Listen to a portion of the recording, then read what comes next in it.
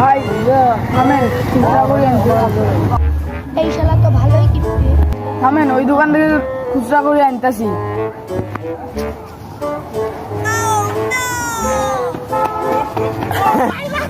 যেটা ভেবেছিলাম ওটাই হলো।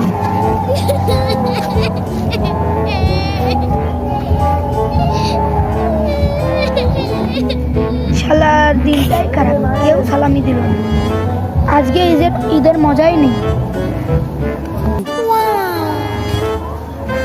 আরে কে রে ওখানে বসে? গিয়ে দেখি তো। ঈদের দিনে তোমার মন খারাপ কেন? আজকে আমার মন ভালো না। কেন, কি হয়েছে? আজকে ঈদের দিন কেউ আমাকে সালামি দেয় না। ও এই খবর, আমি তোমাকে একটা বুদ্ধি দিতেছি। কি বুদ্ধি?